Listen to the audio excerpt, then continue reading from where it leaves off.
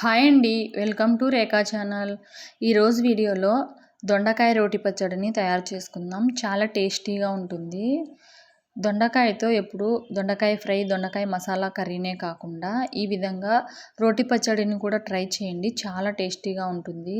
వేడి వేడి అన్నంలోకి దొండకాయ పచ్చడి కొద్దిగా నెయ్యి వేసుకొని తింటే అన్నం మొత్తం తినేస్తారు. అంత టేస్టీగా ఉంటుంది. తప్పకుండా ట్రై చేయండి. స్టవ్ వెలిగించుకొని కడాయి పెట్టుకొని ముందుగా పల్లీలను వేయించుకోవాలి. 2 టేబుల్ స్పూన్స్ పల్లీలు అయితే సరిపోతాయి. పల్లీలు వేయించుకున్న తర్వాత ఇప్పుడు దొండకాయలు, పచ్చిమిర్చి, టమోటా, అలాగే కొద్దిగా చింతపండు, వెల్లుల్లి అన్నీ రెడీగా ఉంచుకోవాలి. తర్వాత అదే కడాయిలో 1 స్పూన్ ఆయిల్ వేసుకోవాలి. తర్వాత పచ్చిమిర్చిని వేసుకోవాలి. మీరు మీ కారానికి సరిపడా పచ్చిమిర్చిని వేసుకోండి. పచ్చిమిర్చిని మూత పెట్టేసుకొని వేయించుకోండి.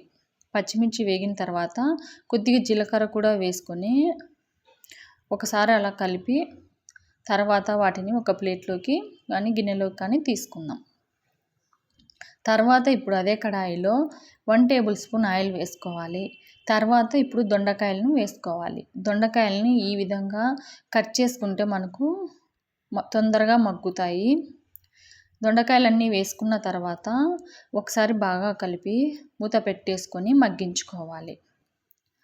సిమ్ టు మీడియం ఫ్లేమ్లో పెట్టుకొని ఈ దొండకాయలను మధ్య మధ్యలో కలుపుకుంటూ మగ్గించుకోవాలి. లేకపోతే మనకు అడుగున మాడిపోతాయి. దొండకాయలు మగ్గిన తర్వాత ఇప్పుడు టమోటాలను కూడా వేసుకోండి. టమోటాలు వేసిన తర్వాత ఒకసారి కలిపి మూత పెట్టేసుకొని టమోటాలు కూడా బాగా సాఫ్ట్గా అయ్యేంత వరకు మగ్గించుకోవాలి. టమోటాలు మగ్గిన తర్వాత ఇప్పుడు మనము కొద్దిగా చింతపండును కూడా వేసుకోవాలి.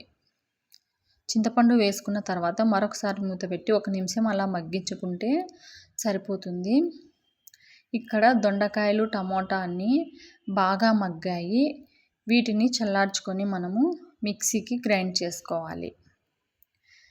మిక్సీ జార్ తీసుకొని ముందుగా వేయించుకున్న పల్లీలు, అలాగే రుచికి సరిపడా ఉప్పు వేసుకొని గ్రైండ్ చేసుకోవాలి. ఈ విధంగా గ్రైండ్ చేసుకున్న తర్వాత ఇప్పుడు మనము పచ్చిమిర్చి, జీలకర్ర వేయించుకున్నాం కదా, అలాగే వెల్లుల్లి కూడా వేసుకొని గ్రైండ్ చేసుకోవాలి.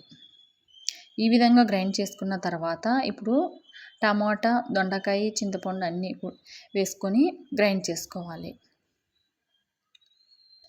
వీటిని మనము పల్స్ చేస్తూ గ్రైండ్ చేసుకుంటే మనకు దొండకాయలు అనేది మరీ మెత్తటి పేస్ట్ లాగా కాకుండా కొద్దిగా పలుకుగా వస్తాయి.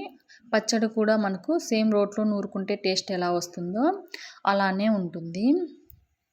ఈ విధంగా గ్రైండ్ చేసుకొని ఒక గిన్నెలోకి తీసుకున్న తర్వాత ఇప్పుడు మనము పోపు పెట్టుకుందాం. 1 టేబుల్ స్పూన్ ఆయిల్ వేసుకొని జీలకర్ర, ఆవాలు, శనగపప్పు, ఉద్దిపప్పు, అలాగే 2 ఎండుమిర్చి వేసుకోవాలి. అవి కాస్త వేగిన తర్వాత కొద్దిగా కరివేపాకు, ఇంగువ వేసుకుంటే మనకు పోపు అనేది రెడీ అవుతుంది. దొండకాయ పచ్చడికి పోపు వేయకపోయినా కూడా టేస్ట్ చాలా బాగుంటుంది. ఈ విధంగా అన్నీ మగ్గిన తర్వాత ఇప్పుడు మనము ఈ పోపును రోటి పచ్చడిలో వేసుకుందాం. ఈ దొండకాయ రోటి పచ్చడిని మీరు కూడా ట్రై చేసి ఎలా వచ్చిందో తప్పకుండా కామెంట్ చేయండి. ఈ వీడియో మీకు నచ్చితే please like, share and subscribe. Thank you for watching.